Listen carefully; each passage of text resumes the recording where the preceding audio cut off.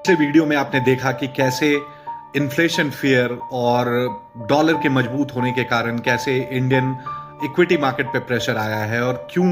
एक रीजन बताया मैंने कि क्यों गोल्ड और सिल्वर के प्राइसेस पे भी प्रेशर लगातार बना हुआ है जबकि डॉलर स्ट्रेंथन हो रहा है फिर भी।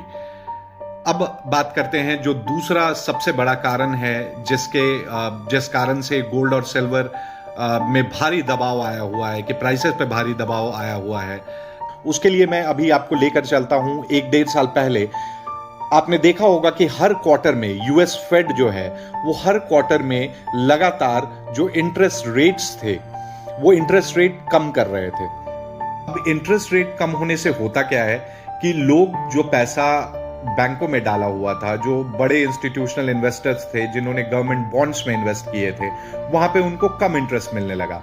और कम इंटरेस्ट मिलने लगा तो उन्होंने अपना पैसा निकालकर और वहां पर इन्वेस्ट किया जहां पर उनको ज्यादा इंटरेस्ट मिल रहा था और ज्यादा संभावनाएं थी उसके बढ़ने की, और वो था सेफ हेवन जो कि गोल्ड और सिल्वर। और तभी इतने बड़े स्टैगरिंग रिटर्न्स हमें देखने को मिले गोल्ड और सिल्वर में लास्ट ईयर।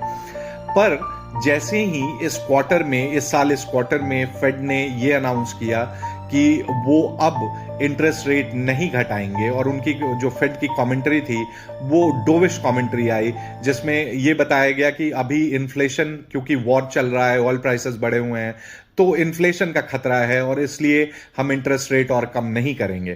तो वही पैसा जो गोल्ड और सिल्वर में लगा हुआ था उसको निकालकर अब बड़े इंस्टीट्यूशनल इन्वेस्टर्स गवर्नमेंट बॉन्ड्स में आ गए हैं, गवर्नमेंट बॉन्ड्स में इन्वेस्ट किया है, डॉलर जो एसेट्स हैं उसमें इन्वेस्ट कर रहे हैं। और जब पैसा किसी एसेट से निकलता है तो ऑब्वियसली उसके प्राइसेस दबाव में आते हैं और नीचे आते हैं। ये दूसरा और एक बहुत बड़ा कारण है कि गोल्ड और सिल्वर के प्राइसेस में भारी गिरावट देखने को मिल रही है।